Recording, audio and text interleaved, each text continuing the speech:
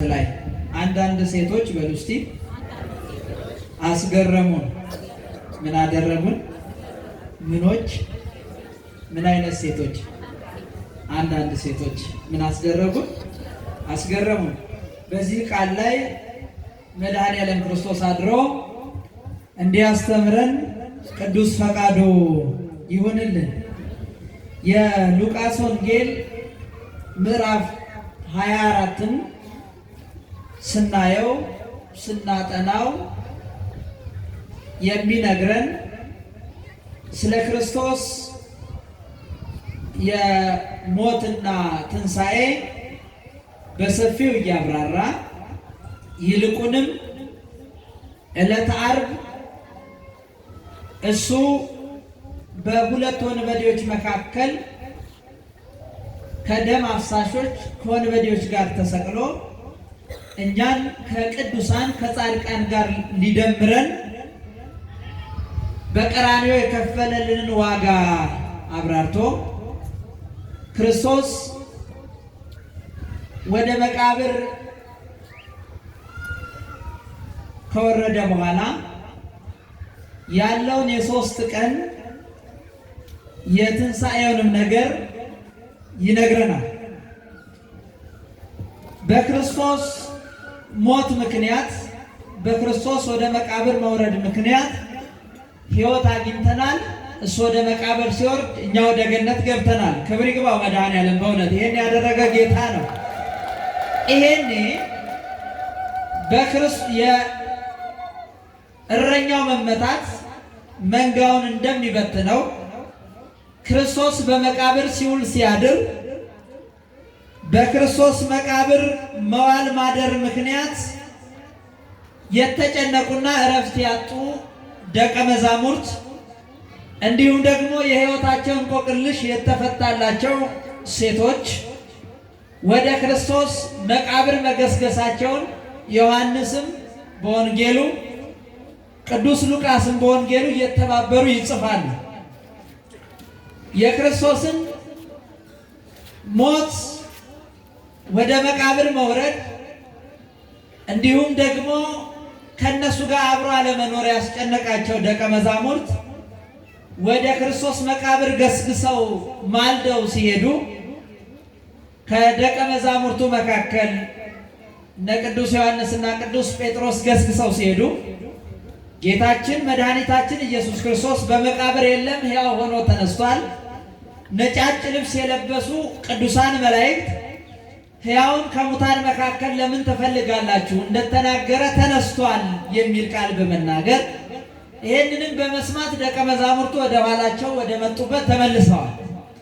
ከዚያ መካከል ደግሞ ደቀ መዛሙርቱ ሲመጡ የክርስቶስ ፍቅር ያገበራቸው መካከል መግደላዊት ማርያም በሕይወቷ ስትኖር በአጋንንት እስራት ትሰቃይ የነበረች፣ በሕመም በበሽታ መከራ ትቀበል የነበረች፣ በዚህ መከራ ውስጥ በዚህ ሐዘን ውስጥ እያለች ክርስቶስ ከመከራ ያወጣት ሴት ወደ መቃብሩ ገስግሳለች። ወደ መቃብሩ ስትገሰግስና ስትመጣ በመቃብር እንደተናገረ ጌታ የለም ተነስቷል። ይሄንን ምስክርነት ከሰሙት መካከል ደግሞ የኤማሁስ መንገደኞች እነ ቀለዮጳ እነ ቅዱስ ሉቃስ በክርስቶስ ሞት ምክንያት ተስፋ ቆርጠው ወደ ኤማሁስ እየተጓዙ እያለ በመንገዳቸው ላይ እየጠወለጉ እየደከሙ ስለተፈጠረው ነገር ስለሆነው ነገር እርስ በርሳቸው እየተወያዩ ሲሄዱ በተስፋ መቁረጥ ውስጥ በሐዘንና በትካዜ ውስጥ እነሱ ያሰቡት ሌላ የሆነው ሌላ ሆኖባቸው ወደ ኋላቸው እየተመለሱ እየተጓዙ እያለ በመካከላቸው በተስፋ መቁረጥና በሐዘን ውስጥ እያሉ አንድ እንግዳ መጣ ይላል። ያ በመካከላቸው የመጣ እንግዳ እነሱ አላወቁትም፣ እሱ አውቋቸዋል። እና አንድ ጥያቄ ጠየቃቸው።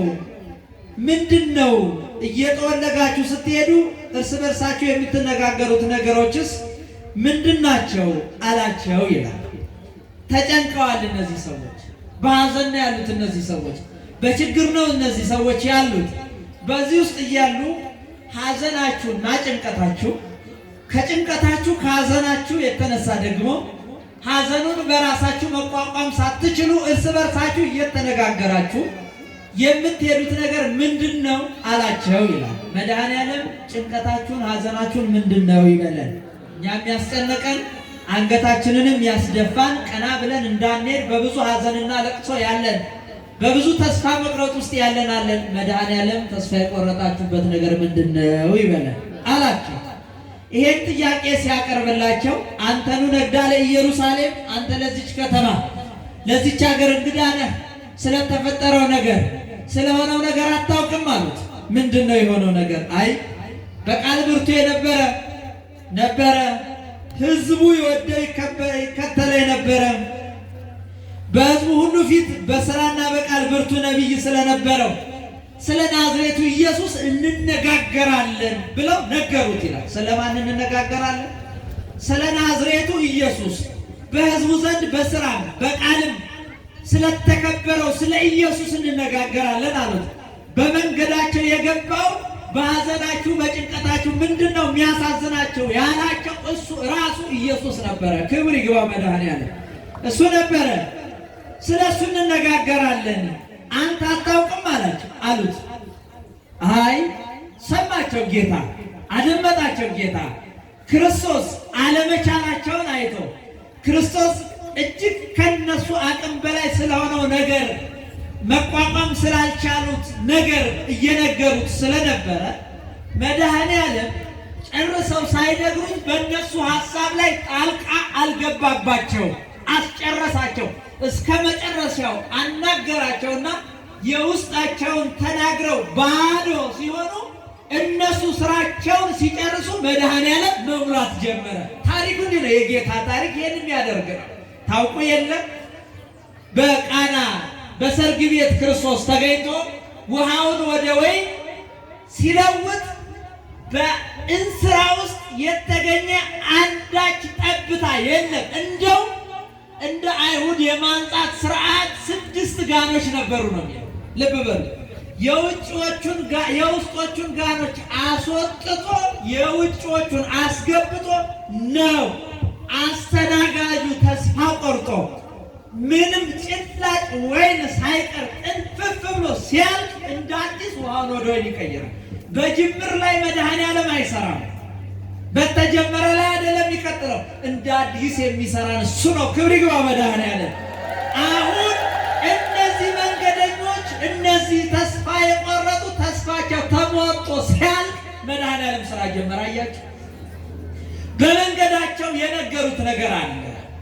ከነገሩት ነገር መካከል በመቃብሩ ገስግሰው የሄዱ ሴቶች ነበሩ። ካስገረሟቸው መካከል እነዚህ ወንዶች ሆነው ወደ መቃብሩ ሄደው ሳያረጋግጡ ስለሆነው ነገር ሳይረዱ ተሸብረው ነው የሄዱት። እነዚህ ወንዶች መሄድ የፈሩትን ቦታ፣ መድረስ የፈሩበት ቦታ፣ መቅረብ የፈሩበት ቦታ ጨለማውን ፈርተው፣ የአይሁድ ወታደርን ፈርተው፣ የሮማ ወታደርን ፈርተው፣ በዚያ ላይ የአይሁድን ክስና ሽንገላ ፈርተው አልሄዱ። በዚህ ልክ ወንድነታቸውን የተፈታተነ አደጋ ተደቅኗል ክርስቶስ መቃብር ጋር። ስለዚህ መሄድ አልፈለጉም። ተስፋ ቆረጡና የሆነው ነገር ወደ ኋላ መለሳቸው። በዚህ ተስፋ መቁረጥ ውስጥ ግን ወደ መቃብሩ ጨለማ ያልበገራቸው ወታደሮቹን ያልፈሩ እነሆ ሴትነታቸው በዚያ ላይ ሴትነት ያልበገራቸው ሰዎች ወደ መቃብሩ ገስግሰዋል። ያችን መግደላዊት ማርያም ናት። ሄዳለች ወደ መቃብሩ። በዮሐንስ ወንጌል ምዕራፍ 20 በደንብ የሚታይ ነው። ሄዳለች መቃብሩ ቦታ። ደቀ መዛሙርቱ ደርሰው ሲመለሱ እቺ ሴት ከመቃብሩ ስር አልተመለሰችም። ስትሄድ የለም። ስትደርስ የእግዚአብሔር መልአክ ነጭ ለብሶ ጠብቋታል። ሕያውን ከሙታን መካከል ለምን ትፈልጋላችሁ? ተነስቷል እንደተናገረ የሚለው የመላእክትን የምስራች ቃል ሰምታ አይ ተነስቷል፣ ቃሉን ሰምቻለሁና ወደ ቤቴ ልሂድ አላለችም። ምክንያቱም በኋላ የነበራት ታሪክ ክርስቶስ በሌለበት የነበረችበት ሕይወት የጨለማ ሕይወት ነው። ክርስቶስ በሌለበት ያሳለፈችው ጊዜ ያ ጊዜ የእንባ ጊዜ ነው፣ የለቅሶ ጊዜ ነው። ያ በኋላ ያሳለፈችው ታሪክ ከሰው ተለይታ በመቃብር ስፍራ የኖረችበት ታሪክ ነው። በጣም የሚያሳዝን ታሪክ ነው ያለ። እንደው እንደ ሰው ተፈጥራ እንደ አውሬ ነው ሰይጣን ያኖራል። መድኃኒዓለም ይጠብቀን ከእንዲህ አይነት አደጋ። በእንዲህ አይነት ሕይወት ትኖራለች። ሰው ሆና ሰይጣን ከዘመዶቿ ለይቷት በመቃብር ስፍራ ያውላታል፣ ያሳድራታል። ቀኑንም ሌሊቱንም ያስጮሃታል። ማስጮህ ብቻ አይደለም፣ ሰው እንኳን በመንገድ ላይ አታሳልፍም። እናትም አባትም ዘመድም ወገንም አጋንንት አድሮ ስለሚያሰቃያት ስለዚህ ሴት ዘመድ ወገን ላለመባል ጥለዋታል። ይሄ በእኛም ሕይወት የምናደርገው ነው አይደል? በቤታችን በዘመዳችን አንድ ችግር ያለበት ሰው ካለ እንደው እስቲ ና የኔ ጌታ ብላችሁ ከማቀፍ ይልቅ ባላየ መንገድ ቀይረን የምንሄድ ብዙዎች አለን። መድኃኒዓለም ልቦና ይስጠን። አሁን ቤተሰቦቿ በዚህ አይነት የስነ ልቦና ጦርነት ውስጥ ጥለዋታል። ሰውን እንደማጣት ረሃብ የለም፣ ሰውን እንደማጣት ሐዘን የለም፣ ለቅሶ የለም። በዚህ ውስጥ አጋንንት ደግሞ አለ። 7 አጋንንት፣ አንድ እንኳን አይደለም 7 ያስጨንቃታል፣ ያስጮሃታል፣ ድንጋይ ያስነሳ ያስወረውራታል። ሰው ስታይ ትለወጣለች፣ አታሳልፍም። በዚህ አይነት ስቃይና ሐዘን ውስጥ በዚህ አይነት መከራ ውስጥ ያለች ሴት አንድ ቀን ሐዘኗ አንድ ቀን ሰው በማጣት በትካዜ እያለች ሰው በማጣት ረሃብ ውስጥ እየተሰቃየች እየተንገበገበች ያኔ መድኃኒዓለም ወደ መቃብሩ ስፍራ ሄደ ይላል። ወደ ሕይወታችን ይምጣ መድኃኒዓለም። ወደ መቃብሩ ስፍራ ሄደ። መቃብር ስፍራ ሲደርስ እቺ ሴት እንደለመደችው ድንጋዩን ይዛ ተነሳች። የኔና የእናንተ ጌታ ድንጋዩን አስጥሎ አጋንንትን አስወጥቶ ጤናዋን መልሶ ወደ ዘመዶቿ የቀላቀላት እሱ ነው። ክብር ይግባ። ይሄንን ያደርጋል። አሁን ክርስቶስን ካገኘችው በኋላ የጠሏት ዘመዶቿ ማቀፍ ጀመሩ። የናቋት ዘመዶቿ አቀረቧት። ሊያዩት ያልፈለጉ ወዳጆቿ ከእሷ ጋር መዋል ማደር ፈለጉ። ምክንያቱም ሞገስ ሆናት፣ ክብር ሆናት። ክርስቶስ ሞገስ የሆናትን ክብር የሆናትን ኢየሱስ ክርስቶስን ሳታገኝ ከመቃብሩ ስር እንዴት ትሂድ? አያችሁ፣ ችግር አለ በኋላ። ስለዚህ ክርስቶስ በሌለበት ወደኋላ መመለስ ጨለማ ነው። ሳላገኘው አልሄድም አለች። ምን ሳልለው? በማርያም ምን ሳልለው? እሱን ሳላገኝ እረፍት የለም፣ ሰላም የለም። ስለዚህ አለች መቃብሩ ስር ሆና ማልቀስ። ምን አይነት መታደል ነው! አስገረመቻቸው። ለዚህ እኮ ነው አንዳንድ ሴቶች አስገረመቻቸው። ማልቀስ መቃብሩ ስር፣ ማንባት መቃብሩ ስር። ሐዘኗን የተመለከተ ለቅሷን የተመለከተ አምላክ ያኔ ተገለጠላት ይላል። ምን አለላት? ምኗን አይቶ? እንባዋን አይቶ። አያት፣ ለቅሷን አይቶ ተገለጠ። ክርስቶስን በእንባ ለሚለምኑት በለቅሶ ለሚማጠኑት መድኃኒዓለም የምህረት ደጁን ቶሎ ይከፍታል። ያኔ ልቡን ከፈተ። አያችሁ፣ ታስታውሷት የለ? ያቺ በመከራ ያለች፣ በችግር ያለች፣ በባርነት ያለች ራሔልን አታስታውሷትም? ግብፃውያን መከራ እያጸኑባቸው፣ ግብፃውያን ችግር እያደረሱባቸው ሲኖሩ ልጅ እንኳን ሲወልዱ ተኝተው እንዳይወልዱ ሲፈርዱባቸው ታስታውሱ የለም? የመውለጃዋ ሰዓት ሲደርስ ልወልድ ነው አሰሪዋን አሳርፈኝ ስትለው አይ እየረገጥሽ ጡሙን እያቦካሽ ውለጅ እንጂ ተኝተሽ አትወልጂም ማለት ነው። እናቶች ታውቁታላችሁ፣ የምጥን ነገር እንድታርፍ አልተፈቀደላት። እንደዛው እያቦካች ጡሙን እያቦካች ምጧ መጣ። ጭቃውን እየረገጠችው ምጧ መጣ። አትተኝም አላት። በመድኃኔዓለም አስታውሱት፣ ልጅ ስትወልዱ የነበረው ነገር አታርፊም ማለት አታርፊም ብሏት እንደዛው ጭቃውን እያቦካች ጡሙን እየሰራች ወለደች። አንድ አይደለም መታ በቁማ ወለደች። መውለድ ብቻም አይደለም አብረሽ አብኪያቸው ተባለች። አብረሽ እርገጫቸው ተባለች። ያኔ በቁም መውለዷ ሳያንስ ልጆቿን ከጡብ ጋር አብራ ስትረግጣቸው መቋቋም ሲያቅታት እንባዋን ከዓይኖቿ ላይ ጠረገችና ወደ ሰማይ ረጨችው ይላል። የመድኃኔዓለምን ጽርሐ አርያም ሄዶ እንባዋ አንኳኳ። ያኔ የ430 ዘመንን ጸሎት አሳረገው ይላል። እንባ የመድኃኔዓለም በር ያስከፍታል። ይሄን ይሰራልን አስከፈተ፣ ተከፈተ። ያኔ የእግዚአብሔር የምሕረት ላይ ተከፈተ። ቀን በአምደ ደመና ሌሊት በብርሃን ምሰሶ እየመራ ችግር እንዳይደርስባቸው ከኋላ ጠባቂ መልአክ ከፊት ጠባቂ መልአክ ባህር ከፍሎ አሻገራቸው በእንባ። እጅም ሴት አለቀሰች፣ መቃብሩ ስር ሆና አነባች፣ መቃብሩ ስር ሆና ስለ ክርስቶስ ስቅስቅ አለች፣ መቃብሩ ስር ሆና። ዮሐንስ በቅዳሴው ብክይዎ ወላህውዎ እለታፈቅርዎ ይላል። የምትወዱት ሰዎች፣ የምታመልኩት ሰዎች፣ የምታምኑት ሰዎች ለጌታ ለኢየሱስ ክርስቶስ አልቅሱለት አለ። ቅዱስ ማቴዎስ በወንጌሉ የሚያለቅሱ ብፁዓን ናቸው መጽናናትን ያገኛሉና አለ። ይደንቃል። እቺ ሴት አለቀሰች፣ እቺ ሴት አነባች። መድኃኔዓለም ተገለጠላት። ኦበሲቶ ምን ታያበኪ፣ አንቺ ሴት ሆይ የሚያስለቅስሽ የሚያስነባሽ እንደዚህ የእንባ ጎርፍ የሚያስወርድሽ ነገር ምንድን ነው ሲላት፣ አይ የጌታ ነገር ሆኖብኛል፣ የኢየሱስ ክርስቶስ ጉዳይ ሆኖብኛል። አያችሁ፣ አንገበገባት፣ አስለቀሳት ፍቅሩ። ታስታውሱ የለ በመኃልየ ዘሰሎሞን ውዴ በሩን ክፈቺ እያለም ተስቁረት በቀዳዳ ሲያንኳኳላት አልከፍት ብላው በኋላ ጥሏት ሲሄድ በቀዳዳ እጁን ስላየች እረፍታታ ከተማ ለከተማ የፈለገችውን ሳላገኘው ለሽፋሽፍቴ እረፍት የሚባል የለም ያለችውን ታስታውሷት የለ?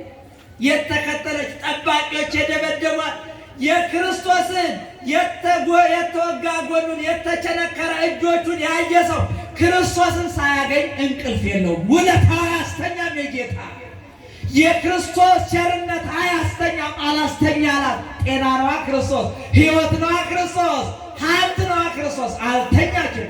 አሁንስ ፍቅር አገብሯችኋል። ጌታ አይደል በፍቅሩ የጠራችሁ ምዕመናን፣ ክብር ይግባ ውስጥ የሰበሰበን መድኃኔዓለም የጠራን እሱ ይክበር። አው እረፍት ያጣች ምን ተያበኬክ፣ ለቅሶሽ ምንድን ነው? ሀዘንሽ ምንድን ነው? የአትክልት ጠባቂ መሰላት። እሱን ከዚህ በፊት ስለተነጋገርን ዝርዝሩን ታውቁታላችሁ። አሁን ካገኛት በኋላ ለቅሶሽ ምንድን ነው? ሀዘንሽ ምንድን ነው አላት። የኔና የእናንተ ለቅሶ ብዙ ነው። ሀዘናችሁ ምንድን ነው ይበለን ጌታ። እንባችሁ ምንድን ይበለን ጌታ። እንባዋን አበሰና አሁን ሀሜተኛ አይደለሽም ማለት። አሁን ሀሜት የምታወራ መለያየት የምታወራ አይደለችም። ልብ በሉ። የሔዋንን ድምፅ ሰምቶ የመጀመሪያውን ድምፅ ሰምቶ በለስን የበላው አዳም ከገነት እንደወጣና በሴት ምክንያት የሞት ድምፅ የሰማው አዳም በሴቲቱ ምክንያት በመግደላዊት ማርያም ምክንያት የትንሣኤ ድምፅ ዓለም ሰማ። ክብርና ምስጋና ለመድኃኔዓለም ይሁን። በሔዋን ምክንያት የሞት ዜና የሰማው ዓለም በማርያም ምክንያት የትንሣኤ ዜና ሰማ። የምስራች ተሰማ። የምስራች ሰብከው ሴቶች አስገረሙ። ታስታውሳለህ? አስገረሙ፣ ተደነቅ። ይሄንን አንዳንድ ሴቶች አስገረሙ ብለው ነገሩ። ከዚሁ ጋር ምስጢር ይስባልና አንዳንድ ሴቶች አስገረሙ። በሉቃስ ወንጌል ምዕራፍ 1 ቁጥር 39 ጀምራችሁ ስታነቡ ወተንሥአት ማርያም ፍጡነ በውእቱ መዋዕል ይላል። በዚያ ወራት ማርያም ፈጥና ተነሳች እያለ ስለሆኑ የሚያብራራ ቃል የሆነው እንዲህ ነው። ኢያቄምና ሐና ድንግል ማርያምን ወልደው በብፅዓት በስለት ለእግዚአብሔር ቤት ሰጡ። በእግዚአብሔር ቤት ስትኖር ቅዱስ ዳዊት እንደነገረ የአባትሽን ቤት እርሺ፣ ሕዝብሽን እርሺ፣ ርእሲ ሕዝበኪ ወቤተ አቡኪ፣ የአባትሽን ቤት እርሺ፣ ሕዝብሽንም ታይ ወጣች። ከዚያ እድገቷ ደግሞ ስትሄክኒ ስቴ ሕይወት ወጥ ስቴ ሰማያዊ መጠጥሽ ከሰማይ ነው። እንዘ ትትናዘዚ ማህበ መላእክት ንግግርሽ፣ አምልኮትሽ፣ ዝማሬሽ ሁሉ ከመላእክት ጋር። ይሄ ትንቢት የተነገረላት ድንግል ማርያም በመቅደስ ከመላእክት ጋር ታመልካለች፣ ትዘምራለች። ከመላእክት ጋር እግዚአብሔርን ታገለግለዋለች። ሕይወቷ ሁሉ ከመላእክት ጋር ነው። እንደው ከመላእክት ትበልጣለች። 12 ዓመት መቅደስ ስትኖር 15 ዓመት ከ3 ዓመት ከእናቷ ቤት ጋር 15 ዓመት። ይሄ እድሜ ሲኖራት አይሁድ መጡና መቅደሱን ልቀቂልን። ምኑን ልቀቂልን? መቅደሱን ልቀቂ ስትባል ድንግል ማርያም እኔ አባቴ ዳዊት እንደነገራችሁ የምነጋገረው የምዘምረው ከመላእክት ጋር፣ እንበላው ከሰማይ እየበሰለ ከሰማይ እየተቀዳ ነው። እንደምታስቡት እንደ ሴቶች አይነት ልማድ የለብኝም አላለቻቸው። ለቀሽ ውጪ መቅደሱ ሲሏት መቅደሱን ለቀቀችና ወጣች። ድንግል ማለት ለማስረዳት አንድ እርምጃ አልሄደች። ታውቃለች፣ ታሪክ መጻሕፍትን በደንብ ታውቃለች። ለምን በኋላ እኮ ለአብርሃም ለዘሩ እንደተናገረ እያለች ለአብርሃም የገባውን ቃል ኪዳን ተናግራለች። ድንግል ታውቃለች። ይሄ እውነት ሲሆን መቅደሱን ለቃ ወጣች። ድንግል ማርያም ስለ ራሷ አላስረዳች፣ አልገለጠችላቸው። ብትነግራቸው አይረዷት፣ ሊሰሟት ፈቃደኛ አይደሉም። በቅናት በምቀኝነት ታውረው እነሱ እንዲህ ናቸው። ለዚህ እኮ ነው እምትካት አይሁድ በቅናቶሙ ይጸልዩኪ ጥቀ በእንተ ዘወለድኪ በድንግልና ወልደ ጻድቅ። በድንግልና በመውለዷም እጅግ ይጠሏታል፣ መቅደስ በመኖሯም ይጠሏታል። ድንግል ማርያም አላስረዳችም፣ ጊዜዋንም አላበከነችም። መቅደሱን ለቀሽ ውጪ ስትባል ወጣችና ሄደች። በማን ቤት ተቀመጠች? በዮሴፍ በዘመዷ በወገኗ ቤት ተቀመጠች። በዮሴፍ በዘመዷ ቤት እያለች መልአኩ መጣ፣ ቅዱስ ገብርኤል መጣ የምስራቹን ይዞ። ወደ እኔና ወደ እናንተ መልአኩ የሰላም ድምፅ ይዞ ይምጣ፣ የመረጋጋትን ድምፅ ይዞልን ይምጣ።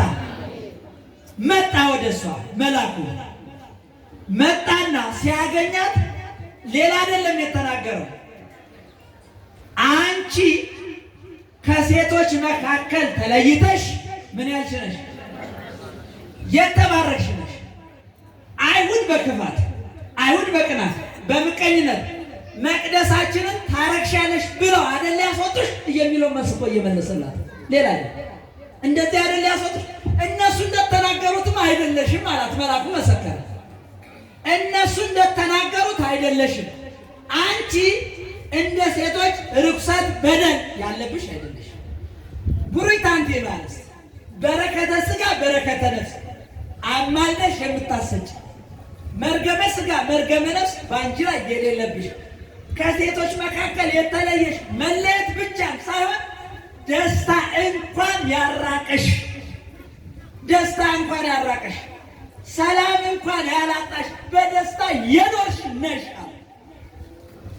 መልአኩ ይህን መሰከረ። ኤልሳቤጥም ይህን መሰከረች። ይሄ ሁሉ ሲሆን ድንግል ማርያም መልአኩ ሲመሰክርላት፣ ኤልሳቤጥ ስትመሰክርላት እኔ እናንተ እንዳላችሁን ብላ ለአይሁድ መልስ አልሰጠችም። እናታችን መልስ ለመስጠት አልሄደችም። የመልአኩንም ስትሰማ የኤልሳቤጥንም ስትሰማ ድንግል ማርያም ጸለየች። ምን ብላ? ማርያምን ማለች ነፍሴ እግዚአብሔርን ታላቅ ታደርገው